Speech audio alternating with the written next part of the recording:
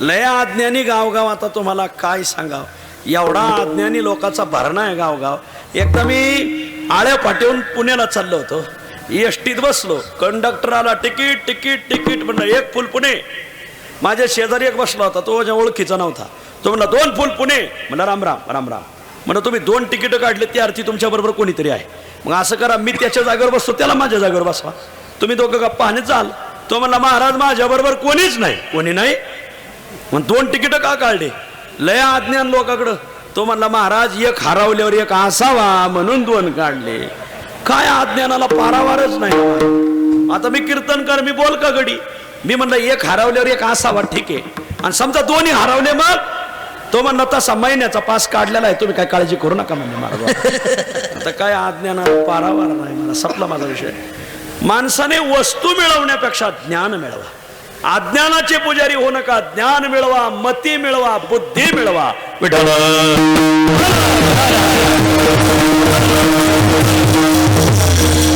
त्या ज्ञानाचे बारीक आहे का? ज्ञानाचे 2 प्रकार कोणते? एक दुपारची भूक भागवणार ज्ञान, आणि एक अंतकाळाची भूक भागवणार ज्ञान. दुर्दैवाने या भारतामध्ये, या जगतामध्ये 99% वर्ग फक्त दुपारची भूक कशी भागल एवढाच ज्ञान आहे लोकांकडं. अंतकाळाची भूक भागल असं कोणीही ज्ञान मिळवलेलं दिसत नाही बुवा. विठ्ठल विठ्ठल. आपण जी ज्ञान मिळवलेली आहेत ती सगळी अपराविद्या आहे, आणि अशी एक ज्ञान आहेत की ज्या ज्ञानाने अंतकाळाची भूक भागते, त्याला पराविद्या म्हणतात. वा, दुर्दैव आहे आज 99% समाज भाजी भाकरीचं ज्ञान मिळवण्यामध्ये उभी हयात घालवली. पण आपल्या मानवी जीवनाचं अत्यंतिक कल्याण कसं होईल, मानवी जीवनाची नौका पहिलं तीराला कशी लागेल, मानवी जीवनाला आल्यानंतर मानवी जीवन कृतार्थ कशाने होईल, हे ज्ञान लोकांनी मिळवलं नाही. लोकांकडे भौतिक ज्ञान आहेत, आध्यात्मिक ज्ञान नाहीये. विठ्ठल. एक इंजिनियर, एक न्यायाधीश, एक SP, एक उद्योगपती, अशी मोठी माणसं, मोठी मोठी बरीच माणसं एका नावेत बसली. कोळ्याचा मुलगा होता, त्याला म्हणले ए बाबा जा रे बाबा, मला समुद्रात थोडा फेरफटका करायचा, घेऊन चल. बसले ते नावेत सगळे शाने सुरते गडी, आणि त्यांची चर्चा चालली. तो आपला नावाडी कोळ्याचा मुलगा आपली नाव वल्लवत वल्लवत चांगला 2 किलोमीटर आत गेला. 2 किलोमीटर आत गेल्यावर आता ते गप कसे बसतील? शिकलेले गडी खापल्या चार्य जास्त असतात महाराज, त्यांना खापल्या काढायचं लय नादरात. तो हे पडती आघात खोडी काढी पंडित. वा, तुकाराम महाराज. आणि ते लागले खोड्या काढायला. मग एक SP होता, का रे मुला, कोळ्याच्या मुला, अरे तुला काही भारतीय गुन्हे अन्वेषण विभागाचं काही ज्ञान आहे का? चोरांना सोडून द्यायचं, सज्जनाला तुरुंगात डांबायचं, असं काही ज्ञान आहे का? तो मुलगा म्हणला मला गुन्हे शाखेचं काही ज्ञान नाही. आरा तुझा जन्म व्यर्थ गेला असं म्हटलं. तर तो म्हणला गेला, आता त्याला मी काय करू? तिथं न्यायाधीश होते. न्यायाधीश म्हणले हे बाळ, तुला भारतीय न्याय व्यवस्थेचं काही ज्ञान आहे का?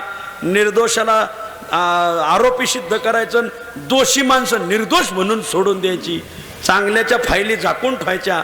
बरं असो, आता नाही सांगत इथं. बरं हो, तूर्त आता त्यांच्या फायली झाकून ठेवल्यात. म्हणले का ते आता आपल्याकडं आलेत. बरं असो, बरंच दुःख नाही, मोठं विस्ताराने सांगायसारखं आहे. बरं, न्यायाधीश म्हणले तुला काय भारतीय न्याय व्यवस्थेचं ज्ञान आहे का? कोळ्याचा मुलगा जलमला समुद्रात, वाढला समुद्रात, जाणार समुद्रात. तो म्हणला बाबा मला काही ज्ञान नाही न्याय व्यवस्थेचा. आरा तुझा जन्म व्यर्थ गेला. इंजिनियर होता. मुला, अरे सिमेंटचे काय भाव आहेत, पाया कसा खोदायचा, कोणतं स्टील वापरायचं, कोणती खडी, कोणतं कच, काय तुला काय ज्ञान आहे का? तो म्हणला नाही. आरा तुझा जन्म व्यर्थ गेला. प्राचार्य होते, बाळ तुला काही पदवीचं ज्ञान आहे का? तो म्हणला नाही हो. आरा तुझा जन्म वाया गेला. सगळ्यांनी द्रुपदच धरले. आरा तुझा जन्म वाया गेला. तेवढ्यात सुटलं वादळ सुटलं, नावाला पडलं छिद्र, नौकेला छिद्र पडलं आणि पाणी आत यायला लागलं. ते सगळे गडी गारबडले. तो कोळ्याचा मुलगा म्हणला का हो तुम्हाला पोहायचं ज्ञान आहे का? ते सगळे गडी म्हणले नाही. तो म्हणला आरा माझा वाया गेल्याला तुम्ही पाहायला नाही, पण तुमचा वाया जन्म माझ्या डोळ्यात देखत जाणार का? मला ही बाकीची ज्ञान नाहीत, पण मला समुद्र तरुण जाण्याचं ज्ञान आहे आणि मी तरुण जाणार आणि तुम्ही माझ्या देखत बुडणार महाराज. आणि तो मुलगा तरुण गेला आणि ही सगळी बुडली. मला सांगायचं काय, हे व्यवहारातली ज्ञान ही फक्त बुडवायला कारण ठरतात महाराज. ही फक्त दुपारची भूक भागवतात. अंतकाळाला आपल्याला बुडवल्याशिवाय राहत नाही महाराज. समुद्रात गेल्यावर कळालं की तरुण जाण्याचं ज्ञान आपण घ्यायला पाहिजे होतं महाराज. वा, मग त्या मुलाकडं दुपारची भूक भागवायचं ज्ञान नव्हतं, पण तरुण जाण्याचं ज्ञान होतं. तो मुलगा तरुण गेला. तसं मानवी जीवनाला आल्यानंतर दुपारची भूक भागवली एवढं ज्ञान मिळू नका, अंतकाळाची भूक भागवलं हे ज्ञान मिळवा. विठ्ठल, हे तुमच्या डोक्यात बसणार नाही, सांगून काय फायदा नाही महाराज. वा, आणि मग अंतकाळाची भूक भागवल असं ज्ञान मिळवलं पाहिजे. मग आता हे ज्ञान कशाचं म्हणतात? त्याला परब्रह्माचं ज्ञान म्हणतात.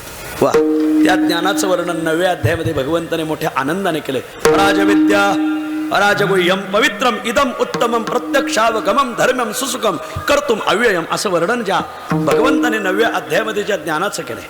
10व्या अध्यायामध्ये अध्यात्म ज्ञान नित्य 13व्या अध्यायामध्ये अध्यात्म ज्ञान नित्यत्वम तत्वज्ञानार्थ दर्शनम असं वर्णन ज्याचं केलेलं आहे. 10व्या अध्यायामध्ये अध्यात्म ज्ञान ही माझी विभूती आहे असं ज्याचं वर्णन केलेलं आहे. असं जे जन्म मरणाची भूक भागावणारं ज्ञान, परब्रह्माविषयीचं ज्ञान, ते ज्ञान शिवाने मिळवलं पाहिजे. वा महाराज, ठीक आहे, ते ज्ञान मिळवा, ती मती मिळवा, ती बुद्धी मिळवा, पण ते ज्ञान मिळाल्यानंतर जीवाला काय बोध होतो? तर परब्रह्म कसं व्यापक आहे असा बोध होतो, असं ज्ञान होतं, अशी मती होते. शांती ब्रह्म नाथ महाराज सेवेकरता घेतलेल्या अभंगाच्या 2ऱ्या चरणात सांगतात,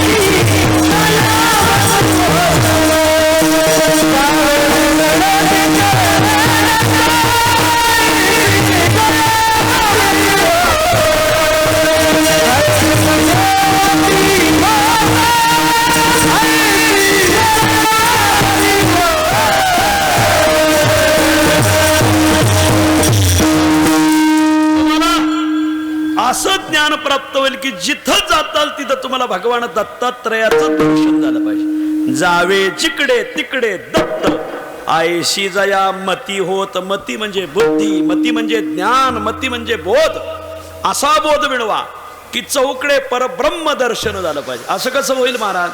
वस्तू वेगळ्या वेगळ्या प्रकारच्या आहेत. माणूस म्हणजे बाई माणूस नाही, बाई माणूस म्हणजे मुलगा नाही, मुलगा म्हणजे इमारत नाही, इमारत म्हणजे बैलगाडी नाही, बैलगाडी म्हणजे जनावर नाही. हे वस्तू सगळ्या भिन्न भिन्न आहेत. शास्त्र सांगतं वस्तू भिन्न भिन्न आहेत, पण वस्तू मधलं अंतर परब्रह्म तत्व एक आहे.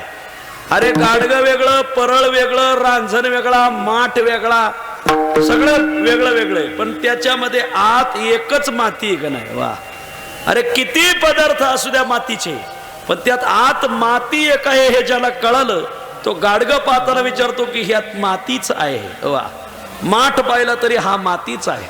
तसं जगतात नाना व्यक्ती दिसल्या तरी त्याला ज्ञानोदय असा होतो की यात परब्रह्म आहे. जावे जिकडे तिकडे दत्त चौकडे दत्त माझा परमात्मा व्यापलेला आहे. असं ज्ञान मिळवलं पाहिजे. शर्ट म्हणजे पॅन्ट नाही, पॅन्ट म्हणजे फेटा नाही, फेटा म्हणजे पातळ नाही, पातळ म्हणजे टोपी नाही. व्यक्ती भिन्न पण व्यक्तीमधलं तत्व एक. अरे पातळ असो नाही तर फेटा असो, टोपी असो नाही तर शर्ट असो नाही तर पॅन्ट असो, आज सगळं कापसापासूनच बनवलेलं आहे ना. वा, जसं कापड अनेक त्यातला धागा एक दिसला पाहिजे, मडके अनेक त्यातली माती एक दिसली पाहिजे, दागिने अनेक त्यात सोनं एक दिसलं पाहिजे. तसं जगतात व्यक्ती अनेक पण त्या व्यक्तीच्या हृदयात माझा भगवान दत्तात्रय बसलाय असं ज्याला ज्ञान होत झालं पाहिजे महाराज. वा, जावे जिकडे तिकडे दत्त, आईशी जया मती होत, मती म्हणजे बुद्धी. वा महाराज, असं ज्ञान होणं गरजेचं. हे ज्ञान झालं आपण जीवन नौका पाहिलं तराला आपली गेलीच म्हणून समजा. वा, हे तुम्ही गोड सांगितलं महाराज. पण हे ज्ञान मिळवण्यासाठी काय करावं लागल? हे ज्ञान मिळवण्यासाठी आता जुन्या काळात गुरुकडे जावं लागायचं. ते ज्ञान पैगा बरवे, जरी म्हणे आथी आणावे तरी संताया भजावे सर्वस्वेसी, ज्ञानाचा कुरठात तेत सेवा हा दारवंटा, जो स्वाधीन करी सोबटा ओळगोनी. ज्ञान मिळवण्यासाठी गुरुकडे जावं लागायचं. आता महाराज असे गुरु कधी भेटणार, आम्ही घर कधी सोडणार, त्या गुरुची सेवा कधी करणार, 10-12 वर्ष शास्त्र कधी घासणार, हे सगळं अवघड आहे. काही सोपा उपाय सांगा.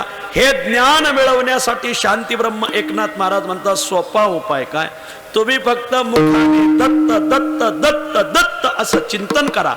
दत्तात्रयाच्या कृपाने भगवान दत्तात्रय व्यापक कसे आहेत हे तुम्हाला ज्ञान होईल. फक्त आधी दत्तात्रयाचा जप करा अभंगाच्या पहिल्या चरणात.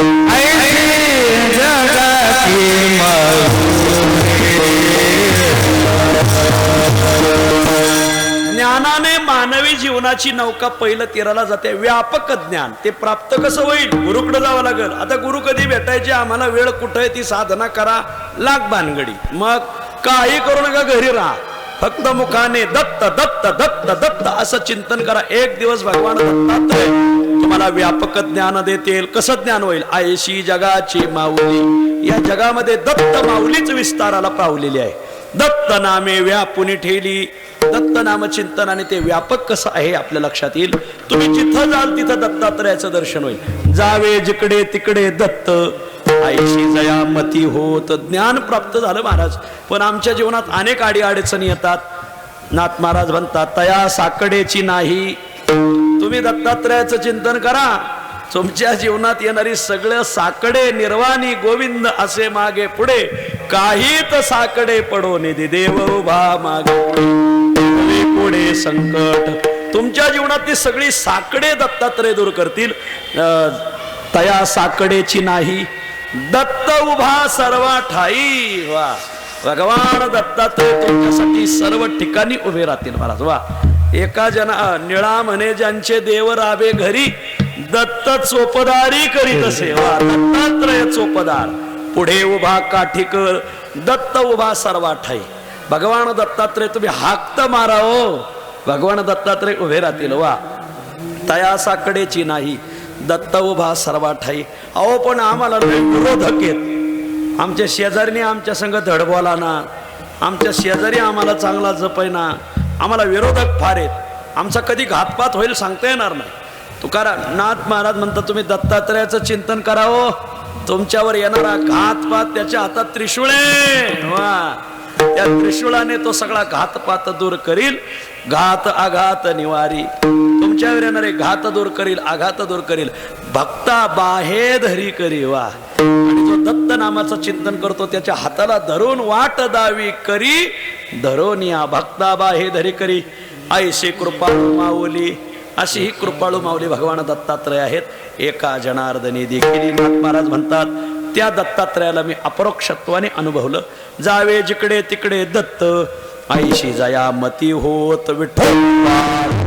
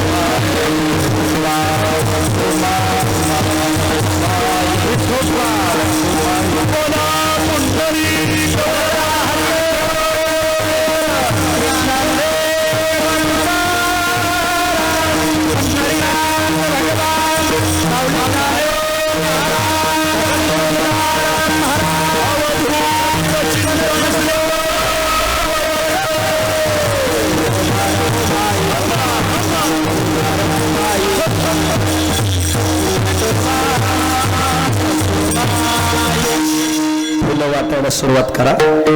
मी सांगल तेव्हा फुलं टाकायची आणि 2दा फुलं टाकायची, कारण दत्तात्रयाचा जन्म 2दा मानलेला आहे. दत्तात्रयाच्या जन्माच्या बाबतीत बरेच मतभेद आहेत.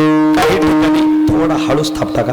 काही ठिकाणी दत्तात्रयाचा जन्म सकाळी करतात, काही ठिकाणी दत्तात्रयाचा जन्म दुपारी करतात, काही ठिकाणी दत्तात्रयाचा जन्म संध्याकाळी करतात, काही ठिकाणी दत्तात्रयाचा जन्म रात्री 12ला करतात.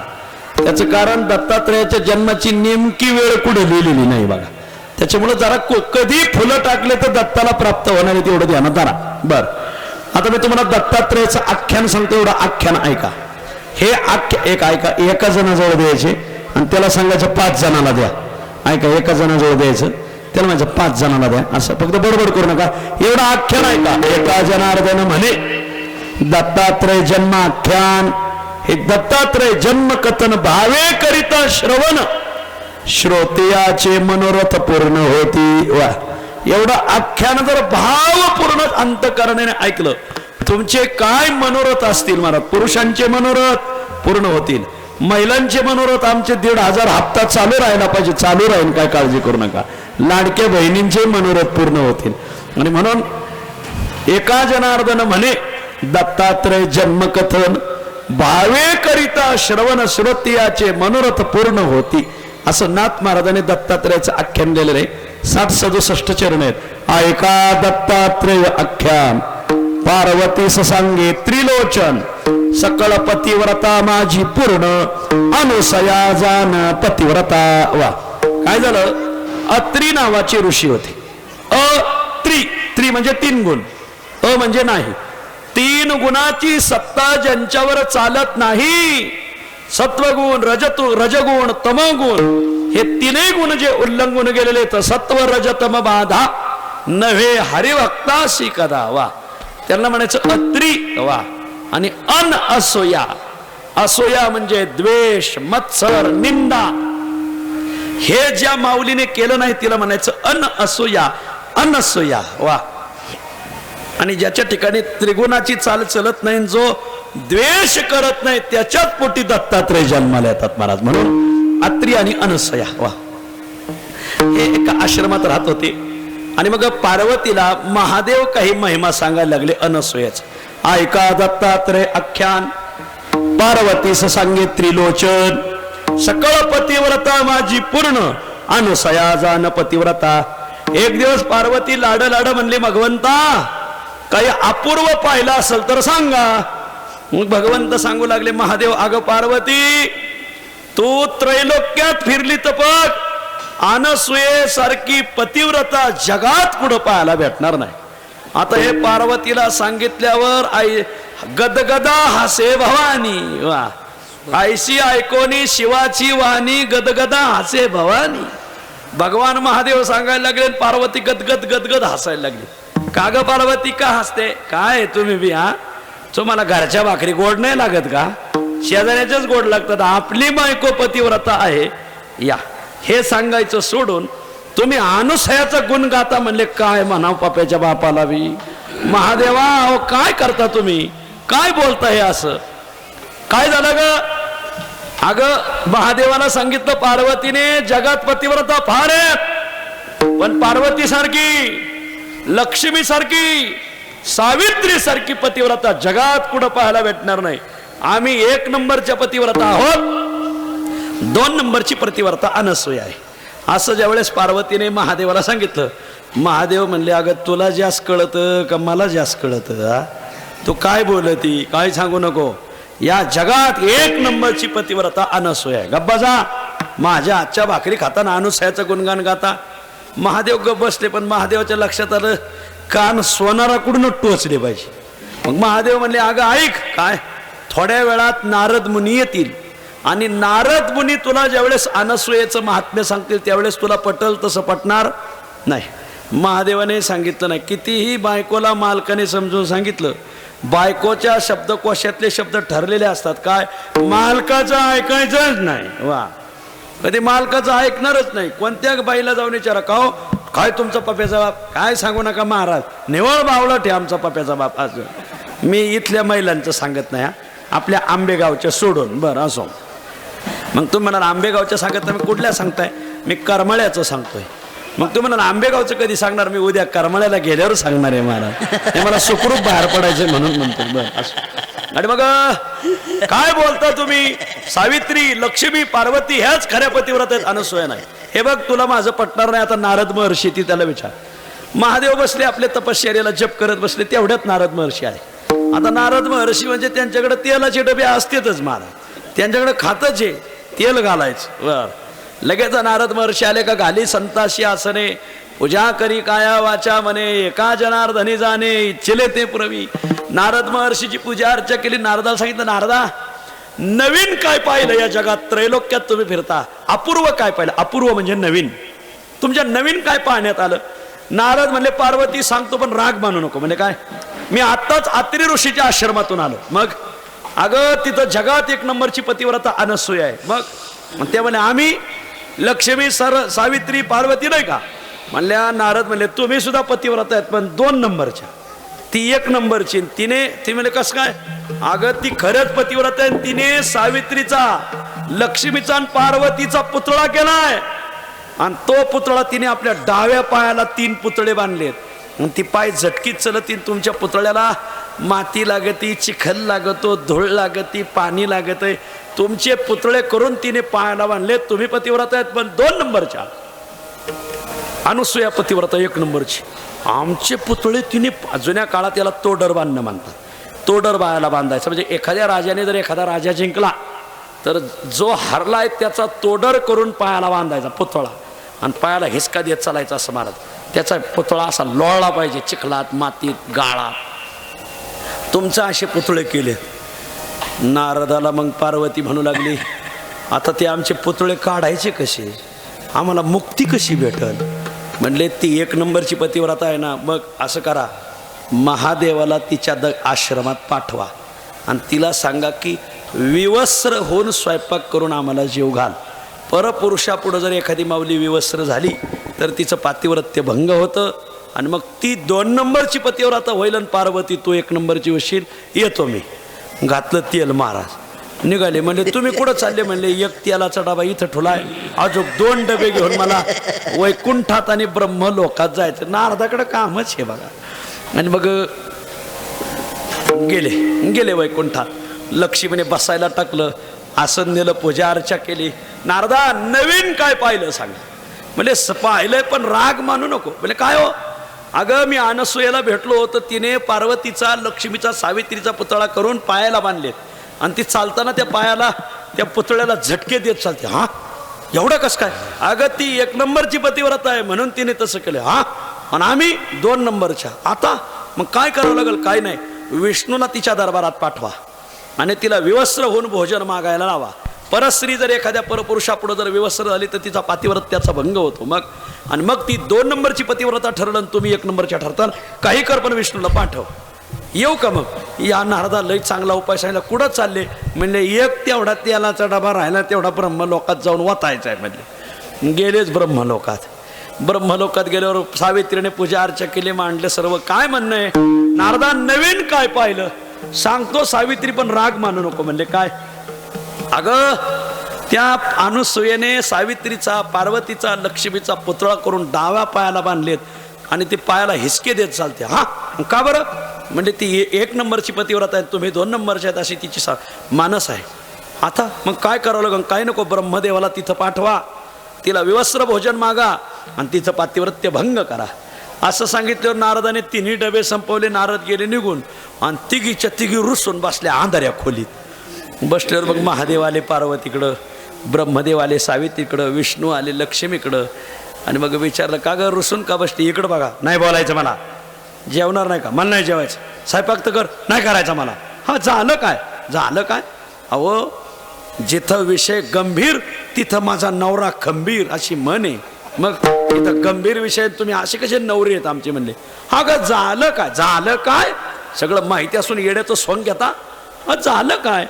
पार्वती महादेवाला सांगू लागली, सावित्री ब्रह्मदेवाला सांगू लागली, लक्ष्मी विष्णूला सांगू लागली. त्या अनसूयेने आमचे पुतळे करून पायाला बांधले. हे तुम्हाला पाहवतं का?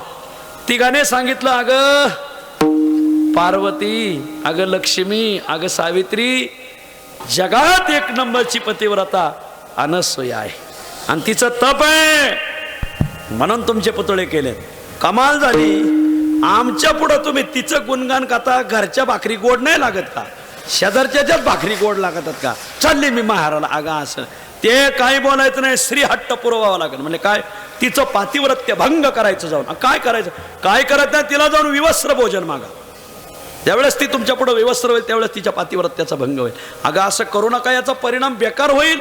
चांगल्याच्या कामाला आडवा पाय घालू नये. पण ते काय हिचे डोके एकदा भडाकले का ते कुठं जाते कळतच नाही. आणि बघ जावाच लागन. आता बायकोचा हट्ट पुरवावा लागतो. या न्यायाने तिघं निघाले. तिघं एकत्र आले.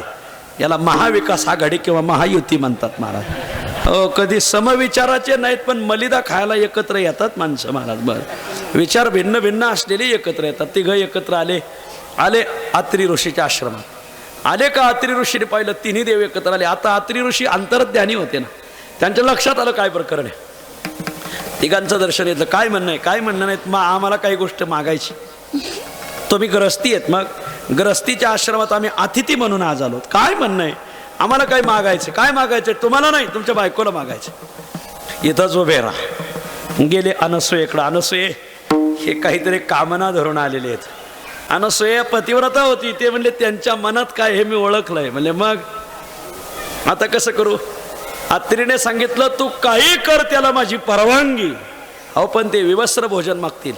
तू विवस्त्र होऊन भोजन दे, पण त्यांना लहान बाळ कर. कारण बाळापुढं काही ज्या बाळाला लिंगाचं ज्ञान नाही त्या बाळापुढं कसं राहिलं तरी चालतं.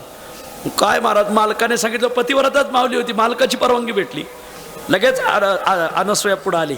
तिन्ही देवांची पूजा केली. काय म्हणणं आहे? काय म्हणणं नाही. आम्हाला विवस्त्र होऊन भोजन घाल. ती म्हणली ठीक आहे देते भोजन. बसा माझ्या पुढं. बसले. लगेच हे फुलं घेतलीत ना सगळ्यांनी. दोनदा फुलं टाकायचे. आता हे आले होते माध्यान्ह काळी म्हणून माध्यान्ह काळी फुलं टाकतात. पण खरा जन्म मात्र नंतरचाच आहे असं. आणि म्हणून आपल्याला नंतर फुलं टाकायचे. पहिल्याच वेळेस देतात फुलं टाकून दुसऱ्यांदा तोंडाकडे पाहतात. हा नाव धरून हे काय मला नाही फुलं दिली तुम्ही. अरे मला फुलं नाही दिली. डीपीवरच आकडा नाही टाकला तुम्ही त्यांना. ऐका. आणि मग तिघाने विवस्त्र होऊन भोजन मागितलं. बाळापुढं आईला जरी स्तनपान करायची पाळी आली तरी त्याला विवस्त्र होण्याचं पातक लागत नाही. मग अनसूयेने ठरवलं यांना बाळ करायचं आणि मग यांना स्तनपान करायचं. वा. यांना जेव घालायचं ना, स्वयंपाक करायचं नाही, स्तनपान द्यायचं.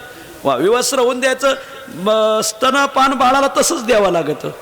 आणि मग पाहता काय, त्या तिघांनाही खाली बसवलं. तिघांच्याही मस्तकावर हात ठेवला आणि तीनही देवांना अनसूयेच्या पातिव्रत्याच्या तेजाने, त्या अनसूयेच्या पातिव्रत्याच्या प्रतापाने तिघही बाळ झाले. त्याला म्हणायचा दत्त जन्म माध्यान्ह काळचा. बोला पुंडरीक वरदा हरी विठ्ठल. माग श्री ज्ञानदेव अवधूत चिंतन श्री गुरुदेव. थांबा, आणखीन राहिलंय. हे माध्यान्हाचा जन्म आहे. आता संध्याकाळचा ऐका. आता खरं प्रकरण पुढचं. इकडे लक्ष द्या. आता खरी कथा पुढची. विठ्ठल विठ्ठल. तिन्ही देव बाळ झाली. अगदी लहान लहान बाळ झाली. आणि बाळ झाल्यावर आता विवस्त्र भोजन. मग तिने आपलं स्तनपान त्या बाळांना करवलं. आणि मग स्तनपान करवलं. नन्नी नन्नी बाळ. त्यांना काय विवेक आहे का काय. झालं स्तनपान झालं. तिघांना 3 पाळण्यात झोपवलं. आणि मग अनसूयेने पाळणा गायला ब्रह्मदेवासाठी. जो रे ब्रह्मदेवा झोप. आता तो सृष्टी उत्पत्ती करून थकलाय. 4 वेद घोकून थकलाय. तुला झोप कधी लागली नाही. आज आईचं स्तनपान कर आणि सुखाने पाळण्यात झोप. ब्रह्मदेवाचा पाळणा गायला. विष्णूचा पाळणा गायला. विष्णू या सृष्टीचं पालन पोषण करता करता तूही थकला. कोण्या भक्तासाठी गोरबाकासाठी कुंभार झाला. सावत्या माळ्यासाठी खुरपू लागला. चोखा मेळ्याची ढोरे ओढू लागला. नाना प्रकारची तू कामं करून त्या युगामध्ये थकलाय. आज या आईचा प्रेम पाना पी आणि सुखाने झोप. विष्णूला पाना पाजून त्याच्यासाठी का गीत गायलं. आणि नंतर महादेवाला पाळण्यात झोपलं. पाळणा गायला. महादेवा अरे सृष्टीचा संहार करू करू तूही थकला. ब्रह्मदेवाने सृष्टी निर्माण करायची, विष्णूने पाळायची, तू संहार करायचा. संहार करू करू तू थकला, जन्मभर तपश्चर्या करू करू थकला. आता तू जरा झोप आणि महादेवाचा पाळणा गायला. असे 6 महिने बाळ तिथं राहिली. आणि मग त्या सावित्री, पार्वती, लक्ष्मी आमच्या मालकाने जिरवली असेल. नारद भेटायला आले. नारद मी म्हणलं ना त्यांच्याकडं काहीकडं आता रॉकेल संपले पण डबे आहेत अजून लोकांकडं. महाराज नारद आले डबा घेऊन आले. नारदा जिरवली का नाही अनुसयाची? 1 नंबर आहे का 2 नंबर? नारदाने खाली पान घातल्यावर वर बघ ना. नारद म्हणले निकाल ऐकल्यावर खालीच पान घालायची पाळी आली. म्हणले हा काय निकाल झाला? प्रचार तुमचा होता पण लोकाला तुतारी दाबाव का पिपाणी दाबाव यातला फरकच कळाला नाही. तुतारी म्हणून लोकांनी पिपाणीच हाणली. काय 8-9 गडी पडलं. मी ह्या तालुक्याचं सांगत नाही, दुसऱ्या तालुक्याचं सांगत नाही. म्हणजे मग ह्या तालुक्याचं तिकडं गेल्यावर सांगणार आहे महाराज. आणि मग काय अगं तुम्हाला काय डोक्याचा भाग? अरे अनसुयाच 1 नंबरची पतिव्रता आहे, तुम्ही 2 नंबरचे आहेत. काय झालं? अहो 6 महिने झाले तुमचे मालक तिच्या दारात बाळ होऊन पडलेत. आणि रोज आईचं स्तनपान पितात आणि पाळणा आई गाते. त्यांना झोपवलंय. आणि काय पातिव्रत्य भंग करायला निघाले? अनसुयाचं कुठं पातिव्रत्य भंग होतं का? मग आता काय करायचं? जा तुमचे मालक सोडून आणा. आणि मग महाराज ज्याच्या मागं ईडी लागते त्याची पळापळ होतीच महाराज, नियमच आहे. ईडी लागल्यावर जरा मग आता हे प्रकरण कसे दाबायचे, फायली कशा झाकायच्या लागले, पळापळ सुरू झाली.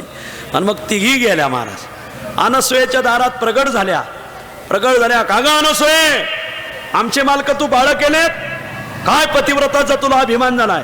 कोणी सांगितलं तुला आमच्या मालकाला बाळ करायचं?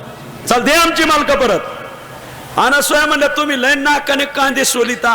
मग हे बघा 3 बाळ तुमच्या पुढे ठेवलेत आणि उचला तुमचा मालक कोणता. सारखेच होते बघा. हो भे. आता पार्वतीच्या लक्षात आलं याच्यातून जर एखादा उचलून घेतला ते जर ब्रह्मदेव निघाला तर जन्मभर वेद लिहित बसावं लागेल.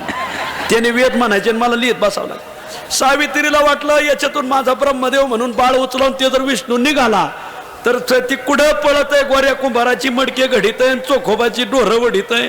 अरारारारा सुखच नाही लागायचं. सावित्री म्हणली. लक्ष्मी म्हणली मी जर एखाद्याला विष्णू म्हणून उचलल आणि ती जर महादेव निघाला जन्मभर आपल्याला छाप्या भिजा आणि मालमाळा घोटाळाच व्हायचा. आता काय करा?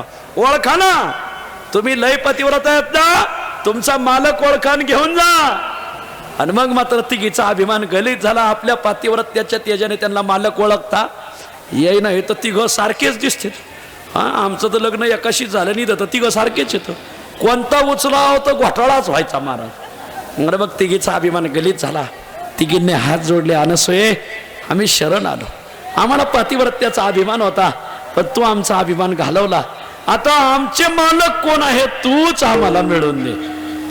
अनसुया म्हणले असं कसं? ज्यांनी त्याने आपले आपले आमदार सांभाळायचे. म्हणल्या आपल्या आपल्या पक्षाचे आमदार. अरे त्यांना निधी दिला नाही, निधन व्हायची पाळी आली, गेले निघून. मग ते गुवाहाटीला. तुम्हाला कसं कळत नाही? म्हणले आपला आपला मालक ओळखा. मग रडू लागल्या आता आमच्या मालकाची ओळख तुम्हीच करून द्या.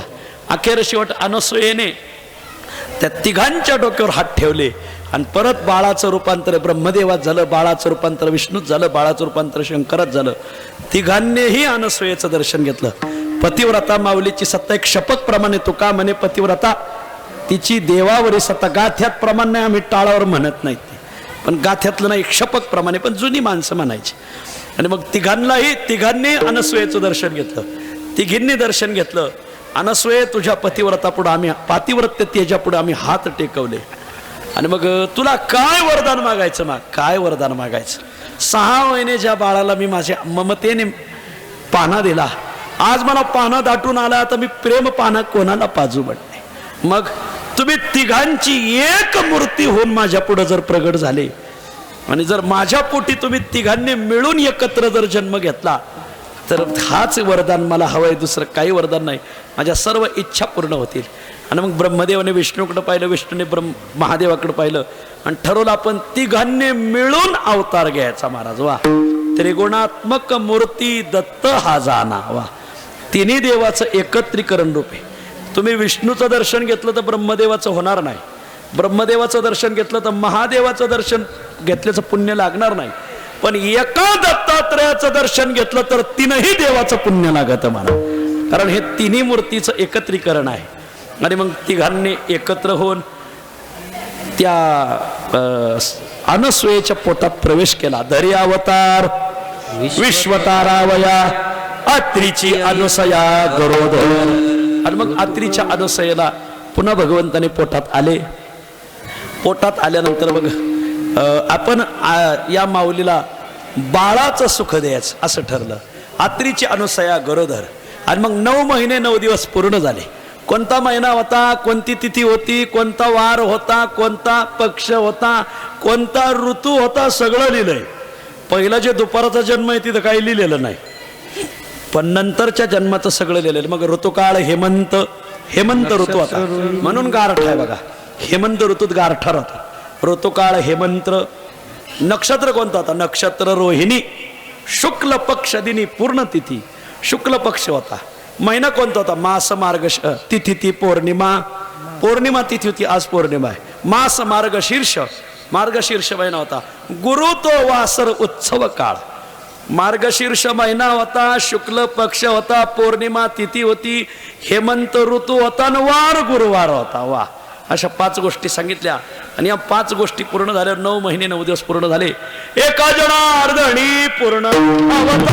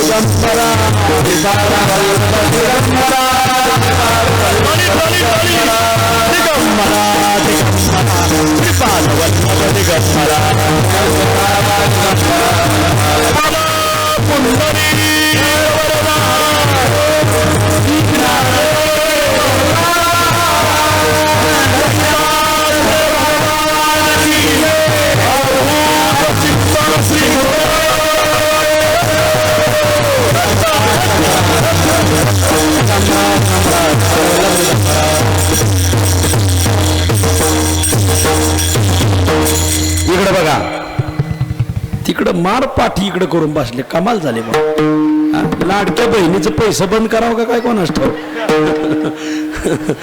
आणि मग दत्तात्रय जन्माला आले. मग पुढं 14 विद्या 64 कला शिकले आणि भक्ताला अनुग्रह देत फिरले. 24 गुरु केले दत्तात्रयांनी.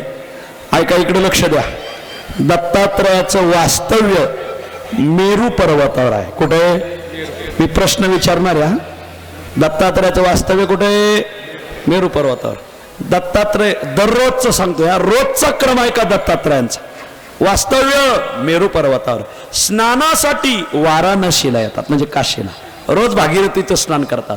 स्नान झाल्यानंतर आचमन करण्यासाठी कुरुक्षेत्रावर येतात. वास्तव्य मेरू पर्वतावर. स्नानासाठी येतात वाराणसीला. आचमन घेण्यासाठी येतात कुरुक्षेत्रावर. अंगाला चंदनाची उटी लावण्यासाठी येतात. कुठे येतात? प्रयागराजला येतात. प्रयागला यंदा कुंभमेळा आहे बरं का. प्रयागला येऊन उटी लावतात अंगाला. बर झाली उटी लावायचं का. मग आता भिक्षा मागायला कुठं जातात? भिक्षा मागण्यासाठी कोल्हापूरला जातात. महाराष्ट्रात आले बघा आता. कोल्हापूरला जाऊन भिक्षा मागतात. बर, भिक्षा मागतात तिथं, पण जेवत नाही. जेवायला पांचाळेश्वरला जातात. तुम्हाला माहित नाही, हे बीड जिल्ह्यात गेवराई तालुक्यात आपेगावच्या खाली पांचाळेश्वर आहे. ज्ञान गोदावरीच्या तीरी स्नान केले पांचाळेश्वरी. हो, ज्ञानदेवाचे अंतरी अवधूत दत्तात्रेय. वा, भिक्षा मागतात कोल्हापूरला, जेवण करायला जातात पांचाळेश्वरला. जेवण झालं बर, मग विडा खाण्यासाठी कुठं जातात? तिथं जवळ राक्षस भुवन आहे. त्याला एक गेवराईच तालुका आहे. त्याला शनीचं राक्षस, 2 राक्षस भुवन आहे. तांब्याचं राक्षस भुवन, शनीचं राक्षस भुवन.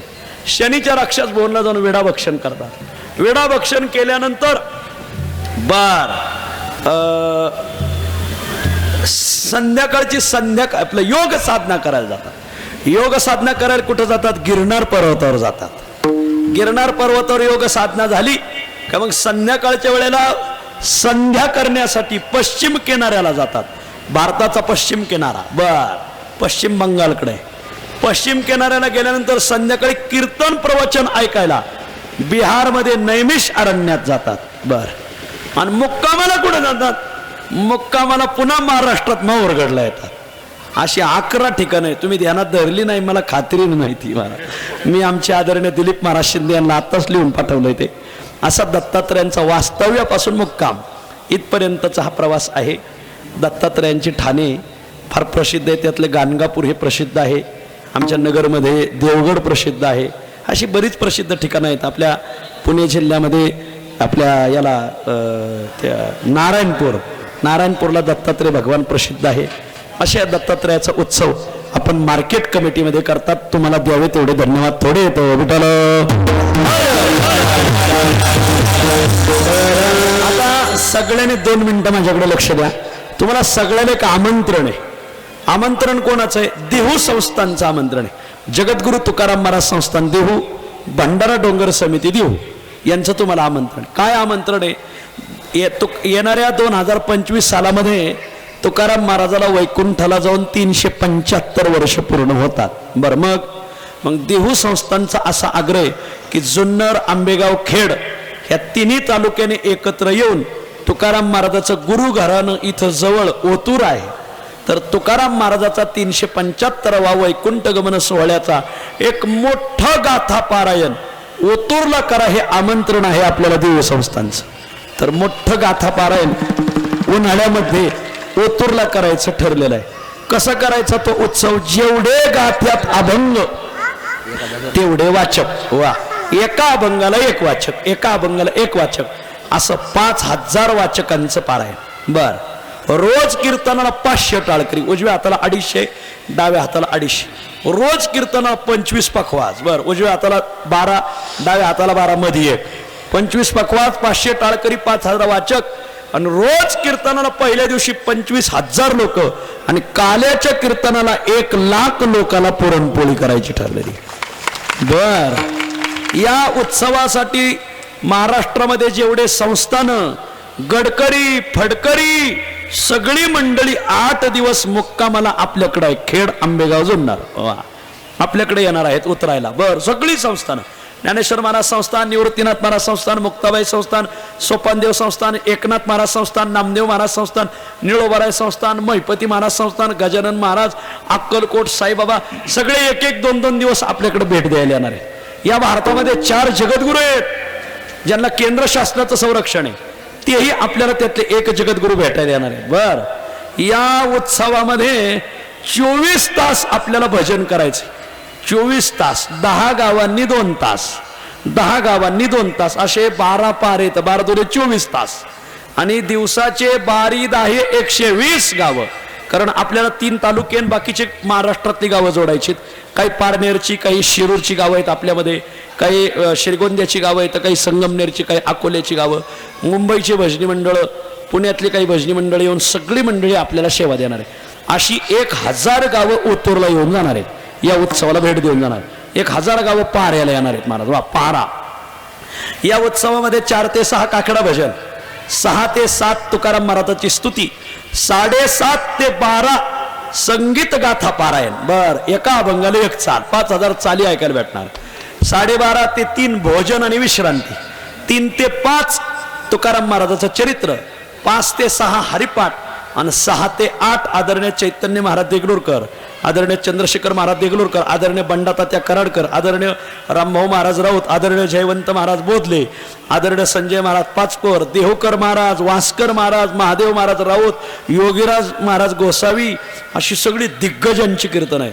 आणि मग 6 ते 8 कीर्तन झालं का 8 वाजता महा अन्नदान, रोज 25,000 लोकांना जेवण. पहिल्या दिवशी 25,000, मग शेवट 3 दिवस 50,000 आणि शेवटच्या दिवशी 1,00,000 लोकांना पुरणपोळी. संध्याकाळी आमट्या बनवायच्या, सकाळून पालेभाज्या, संध्याकाळून आमट्या. एक दिवस आण्याची आमटी, एक दिवस शिंगोरी आमटी, एक दिवस शिपी आमटी, एक दिवस बाजार आमटी, एक दिवस महिपती महाराज आमटी, कढी भजे, आमटी भजे, लोक वासानीच आले पाहिजे महाराज. वा, आमटी महोत्सव. मुंबई, नाशिक, पुणे, नगर आमटी खायला येणार आहे ओतूरला. सकाळून 1,00,000 भाकरी येणार, संध्याकाळून 1,00,000 भाकरी येणार. सगळ्या महिलाला विनंती, एक दिवस मंचर शहरातून सगळ्यांनी भाकरी पाठवायच्या तुकाराम महाराजाच्या उत्सवात. चालेल ना? वा, सुंदर असं नियोजन करायचंय आपल्याला. आणि पारायणासाठी बसायचंय सगळ्यांनी. जोडीने जो पारायणाला बसल त्याला देहू संस्थान मानपत्र देऊन गौरव करणारे. ते मानपत्र घरी आणून लावायचं. 8 पिढ्यांना लक्षात आलं पाहिजे. आमच्या पूर्वजांनी तुकाराम महाराजाच्या 375चा उत्सव आपल्या 3 तालुक्यात झाला होता. 3 तालुके याची यजमान आहेत आपले, खेड, जुन्नर, आंबेगाव. आणि या उत्सवाला आम्ही पारायणाला आमचे पूर्वज बसले होते. जोडीने बसायचं. कोणी म्हणाल महाराज आता बायको तर गेल्या वर्षी वारली, मग काय करायचं, ती सोय करू पण पारायणाला बसा महाराज. वा, अरे अरे हात खाली घ्या, तेव्हा दोघांनी हात वर घेतले, खाली घ्या, खाली घ्या. काय माणसं म्हणा असो. विनोदाचा भाग सोडा, तिकडे नका पाहू, इकडे बघा. आणि म्हणून सर्वांना विनंती आहे, हे बघा तुकोबरायचं पारायण या उत्सवासाठी तुकाराम महाराजाच्या पादुका 375 वर्षानंतर हेलिकॉप्टरने देहूवरून आपल्या ओतूरला येणार आहेत. हे इतिहास होणार आहे, इतिहास. इथून मागं कधी झालं नाही, पुढं कधी होणार नाही महाराज. आमच्या त्या 5 घरचे बाळूशेठ गायकर आहेत, त्यांनी सांगितलं की त्या हेलिकॉप्टरचा खर्च मी करतो. आणि सकाळी आम्हाला श्री हरीश शेठ भेटले बघा, आपल्या याचे येतं ते कारखान्याचे संचालक आहेत.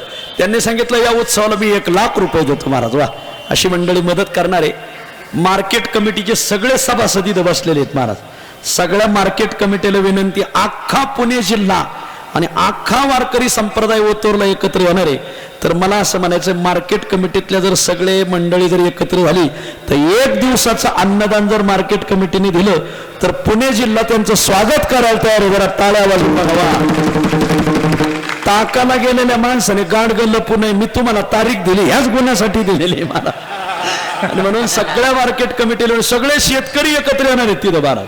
तिथं जगद्गुरु तुकाराम महाराज कृषी प्रदर्शन आहे महाराज. आतापर्यंत पुणे जिल्ह्यात तुकाराम महाराजाच्या नावाने कृषी प्रदर्शन झालं नाही. असं मोठं कृषी प्रदर्शन तिथं आहे. सर्वांना विनंती की आपण त्या उत्सवाला सगळ्यांनी मनोभावे यायचंय, सेवा करायची. आणि तुम्ही एक दिवस भाकरीचं नियोजन करू. ज्या दिवशी मंत्रचा पारा राहील त्यावेळेस महिला भजनी मंडळ, पुरुष भजनी मंडळ नाचू नाचू त्या पादुकांपुढं पार आहे आपला, तुकोबरांच्या पादुकांपुढं. आणि ज्या दिवशी पादुका येतील त्या दिवशी 375वा असल्यामुळं तुकाराम महाराजाच्या पादुकाची मिरवणूक होईल. तर या मिरवणुकीमध्ये 375 पताका, बर, त्याच्या पाठीमागं 375 महिलांनी तुळस घेऊन, त्याच्या मागे 375 कळशीवाल्या, त्याच्या पाठीमागे 375 चोपदार, त्याच्या पाठीमागे 375 विणीकरी, त्याच्या पाठीमागे 375 पखवाज, त्याच्या पाठीमागे 375 कीर्तनकार आणि त्याच्या पाठीमागे मोकळा समाज बेड्या वाढणारा आता निवांत जांभळ्या देत चालायचं महाराज. वा, असं आहे. या उत्सवाचा खर्च साधारण 2 कोटी रुपये. मग कसं करायचा? मग आपली सगळी मंडळी इथं पिंपळगाव खडकीकर आहेत, कारेगाव भजनी मंडळी, म्हणजे थोगाव भावडी बरीच मंडळी आलेली इथं, आमचे भगवान शेठ मनसुख आहेत. तर यांनी ठरवलं की आपण काय करू, 2000 सभासद काढूया सप्ताहासाठी. 5-5 हजार रुपये देऊन जर 2000 सभासद निघाले तर या उत्सवाला 1 कोटी रुपये उभे राहतील. आणि मग 1 कोटी रुपये आपण पुढारी मंडळीकडून इकडून तिकडून असे उभे करू.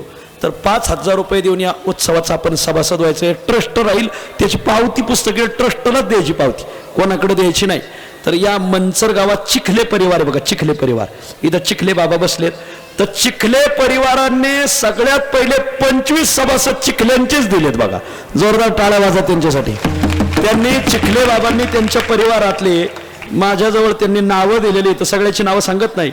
वैकुंठवासी तुकारामबा चिखले, अमित अँड कंपनी आणि त्यांचे पुतणे तर नकुल तानाजी चिखले यांनी त्यांच्या सगळ्या चिखले परिवार मंचरचाचे, तर त्यांनी 5-5 हजार रुपयेवाले आमच्या चिखल्यांचेच 25 राहतील. हे पेपरला पहिली बातमी आहे ना. एकट्या चिखले परिवारातून 25 सभासद तुकोबराच्या उत्सवाला झाले. महाराज वा, माझी विनंती आहे बघा, तुमचं नाव तुकाराम महाराजाच्या सभासदाच्या यादीला जोडलं जावं अशी विनंती आहे. सगळ्यांनी सभासद व्हा. आता इथं मार्केट कमिटीतली जी मंडळी आहेत आपल्या सप्ताह समितीत ती आहेत तिथं, आणि मग त्यांच्याकडे आपली सभासद पद्धतीने नाव नोंदणी करा. ज्यावेळेस त्याची पावती पुस्तक येईल त्यावेळेस आपण पारदर्शक पद्धतीने, मात्र कोणाकडे देऊ नका, कारण त्याचे पावती ट्रस्टची पावती घेतल्याशिवाय सभासद होऊ नये. आणि 1 महिन्याने त्याची पावती पुस्तक आपल्या प्रत्येक गावोगावी येणार, प्रत्येकाकडे ते पावती पुस्तक येतील. तुकाराम महाराजाचा उत्सव असा करायचा की तुकाराम महाराजाने पुन्हा अवतार घ्यायचं तर ठरलं पाहिजे की आपण आंबेगावला नाही तर जुन्नरलाच जायचं. महाराज एवढा सुंदर उत्सव होणार आहे. ठिकाण आहे ओतूर.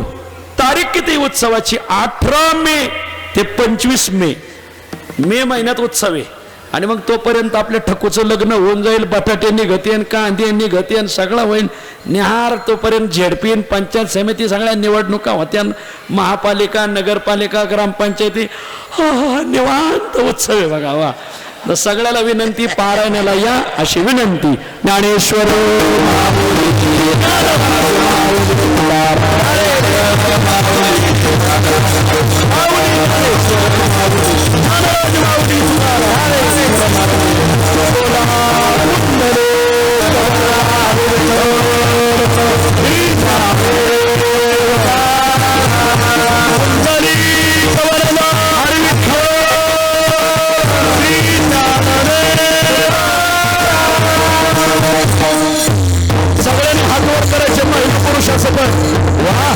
तुकाराम महाराजाचं असं भजन करायचं बिहून ऐकायला गेलं पाहिजे. तुकाराम तुकाराम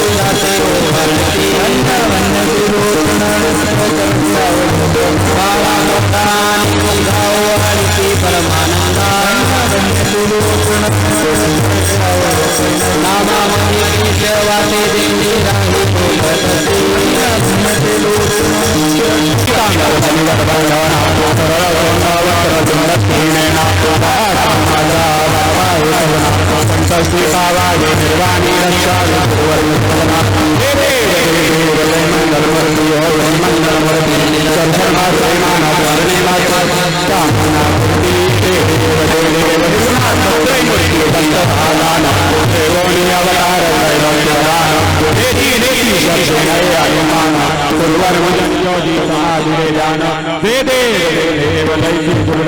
स्वामी अवधूता आरती ओवाळीता हरली भवचिंता जय देव सहाय यंतरी वेदनंत भाग्याची दैवी हरेलई मात कराई हे सहाय जन्ममरणाचा पुरणाचे यंत जय देव गुरुदत्ता स्वामी अवधूता आरती ओवाळीता हरली भवचिंता जय देव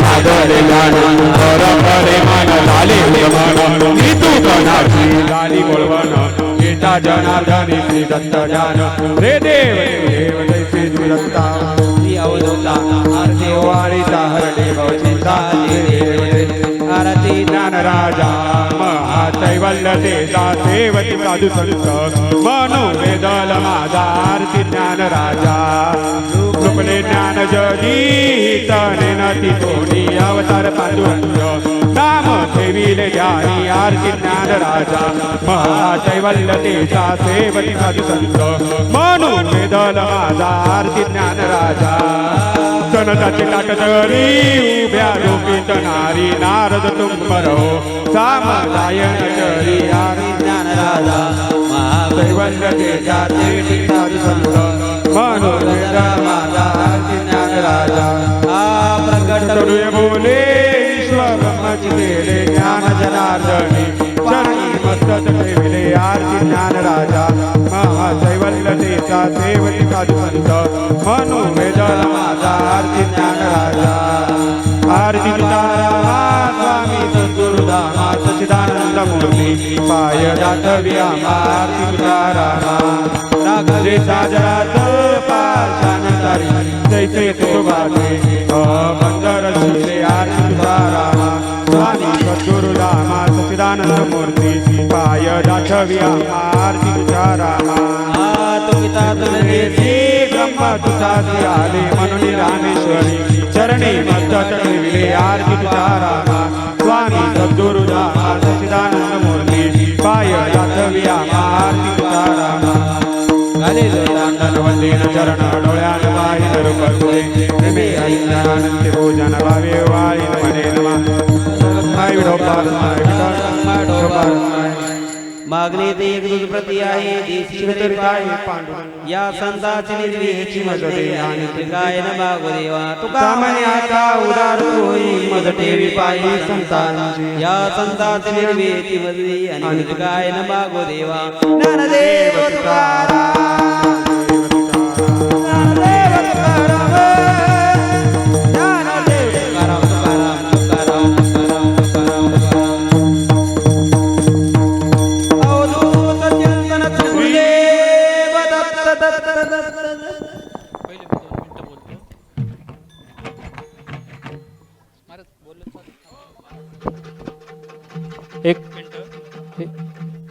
या ठिकाणी हबपन ज्ञानेश्वर महाराज कदम छोटे माऊली 2 मिनिटं शांतता राखायची सगळ्यांनी इकडे पहा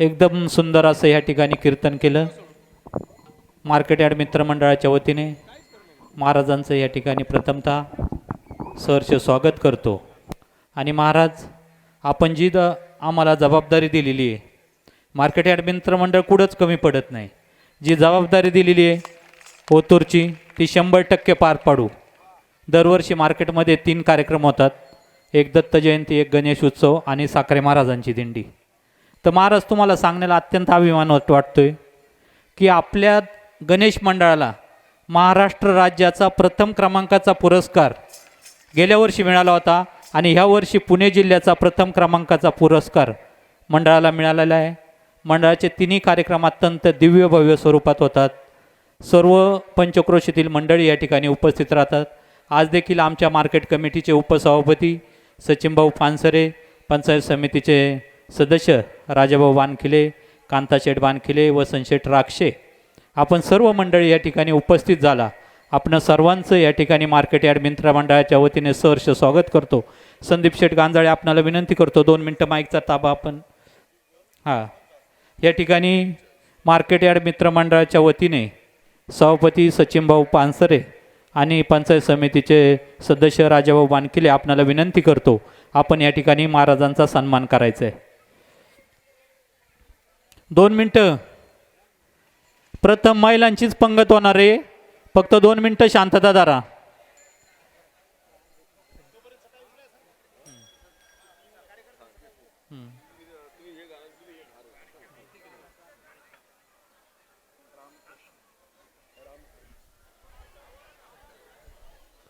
हे ना,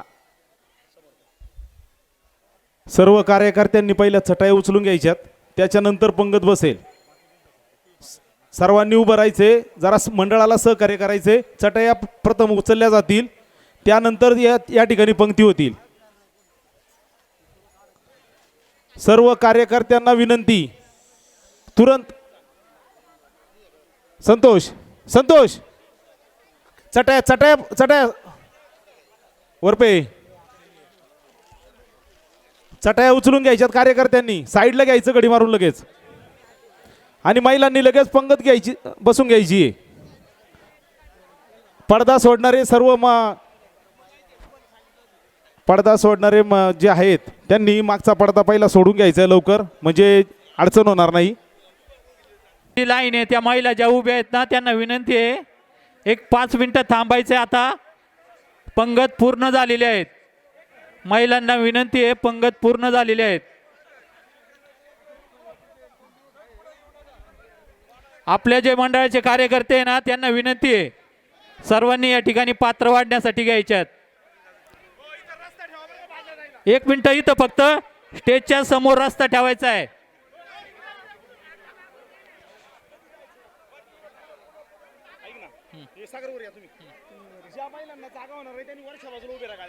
ज्या महिलांना जागा होणार नाही वरती गाड्याच्या शेडमध्ये उभं राहायचंय. एक 5 मिनिटात ही पंगत पूर्ण होईल. ज्या महिलांना जागा, आता मंदिरापासून कुणी आत येऊ नका. महिलांना विनंती आहे, मंदिरापासून कुणी आत येऊ नका. चिमाजी सातपुते, महिलांना आत सोडू नका. आता जागा पूर्ण झालेली आहे. चिमाजी सातपुते, मांडवाले, स्टेजच्या उजव्या बाजूचा पडदा खोलायचा आहे. मांडवाले,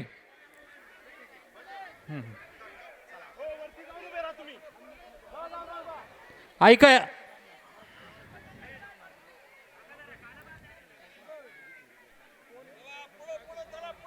गडबड गोंधळ करू नका, सर्वांना अन्नप्रसाद मिळेल.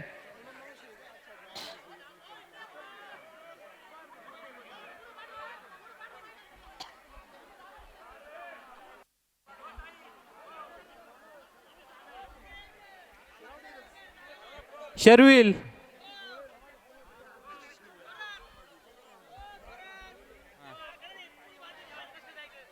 ऐका, या ठिकाणी जागा करा जरा.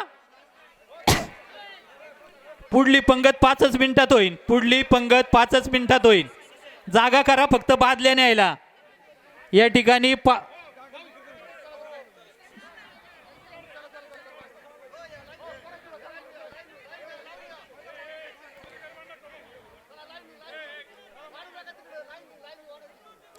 एक मिनिट. लाईनच्या लाईनला, स्टेजच्या डाव्या बाजूला आणि उजव्या बाजूला भाताच्या बादल्या जाऊ द्या. पुढं स्टेजच्या उजव्या बाजूला मंडळाच्या कार्यकर्त्यांना विनंती, आपण सर्वांनी खाली यायचंय.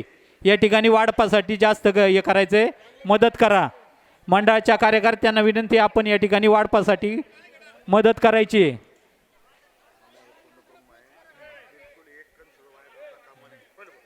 अन्न हे पूर्ण ब्रह्म आहे.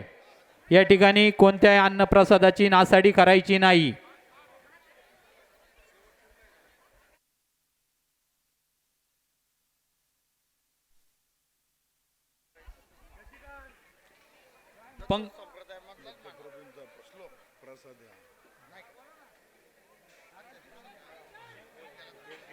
पंगत पूर्ण झाली का याची खात्री करायची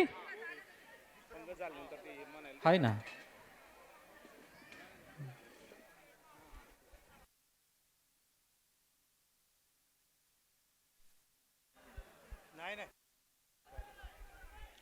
पंगत पूर्ण झाली का संतोष? तिकडं भाजीची बादली नाही कडच्या लाईनीला. संदीप भाऊ, बाजीची बादली न्या कडच्या लाईनला.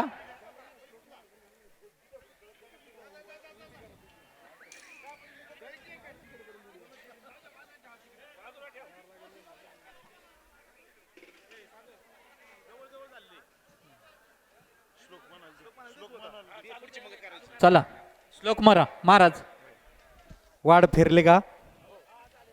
श्लोक म्हणायचा का? वदनी कवळ घेता नाम घ्या श्रीहरीचे, सहज वन होते नाम घेता पुकाचे. जीवन करे जीवित्व अन्न हे पूर्ण ब्रह्म, उदरभरण नोहे जाणीजे यज्ञ कर्म. पुंडले गवरदार विठ्ठल श्री ज्ञानदेव तुकाराम, पंढरीनाथ भगवान की जय. माऊली ज्ञानेश्वर महाराज, जगद्गुरु तुकाराम महाराज की जय. शांती ब्रह्म एकनाथ महाराज की जय. दत्तात्रय भगवान की. सावकाश जेवा. सर्वांनी अन्नप्रसादे वाया न जाईल याची दक्षता घ्या. प्रत्येक पंक्तीला आता दुसऱ्या पंक्तीला परत बादल्या भरून आणा. पूर्ण बादल्या, सर्व बादल्या या ठिकाणी भरून आणा. आणि पहिली पंगत स्टेजच्या उजव्या बाजूला. यानंतर अजून 4 ते 5 पंगत होणार आहे. ताटावरलं अन्न कुणी खाली टाकायचं नाही. ताटावरलं खरकटं अन्न कुणी खाली टाकू नये याची सर्वांनी नोंद घ्यायची. यानंतर 4 ते 5 पंगत होईल. पुढली पंगत ही निम्म्या महिलांची आणि निम्म्या पुरुषांची होईल याची सर्वांनी नोंद घ्यायची. बादल्या भरून आणा. चला उद्धव, सर्व बादल्या या ठिकाणी भरून आणायच्यात. भाता माग डाळ जाऊ द्या कडच्या लाईनीला. चला चला चला चला चालू करा. चला वाढप चालू करा. दुसरी पंगत विचारून वाढा. अन्न वाया घालू नका याची सर्वांनी नोंद घ्यायची. लहान मुलांना जपून वाढा.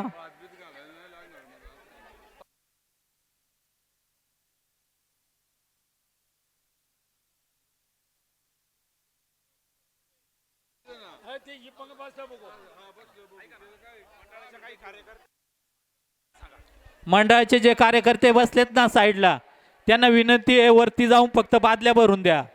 आपल्या मंडळाचे जे कार्यकर्ते साईडला बसलेत त्यांना विनंती आहे मंडळाचे जे कार्यकर्ते ना त्यांना विनंती आहे बादल्या भरून देण्यासाठी या ठिकाणी स्वयंपाकगृहात जायचंय.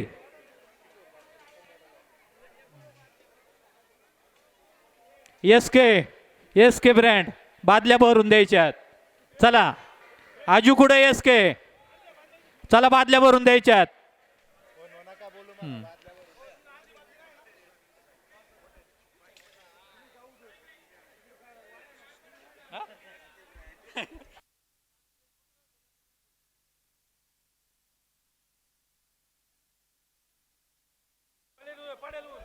चला स्टेजच्या डाव्या बाजूची लाईन जी आहे ना, लक्ष द्या. लहान मुलांना जपून वाढा. अन्न वाया घालू नका. लहान मुलांना जपून वाढा. या पुढची पंगत निम्मे महिला आणि निम्मे पुरुष अशी होईल याची सर्वांनी नोंद घ्यायची.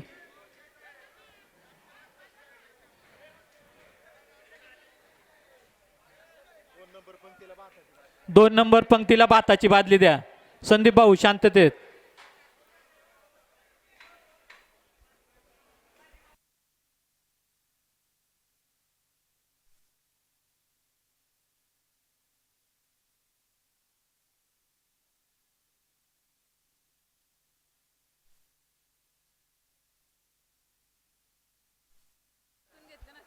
घेतले ना.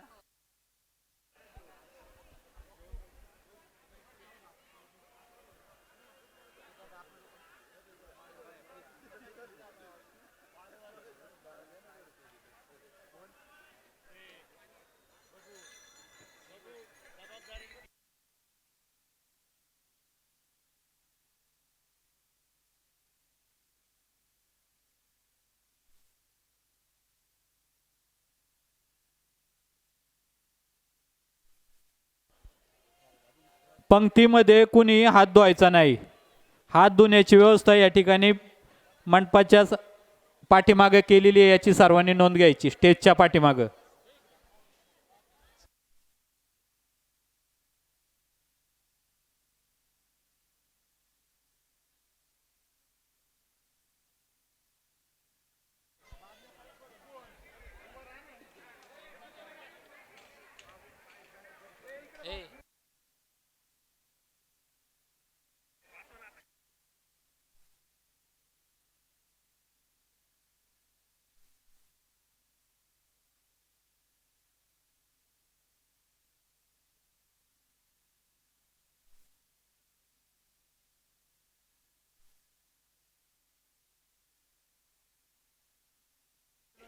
बाद. चला बादले आहे ना, साईडला घ्या.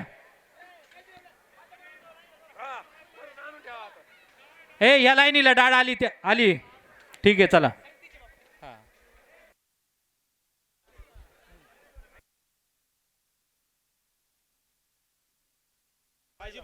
याच्यानंतर जी पंगत होणार आहे ना, आपल्या मार्केटच्या सर्व कार्यकर्त्यांना विनंती आहे, याच्यानंतर जी पंगत होणार आहे त्याला आपण कुणीही बसायचं नाही.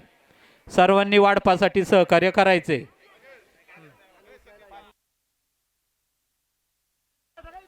पिशव्या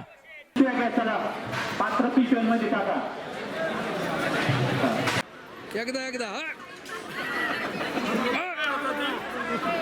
एकदा एकदा एकदा एकदा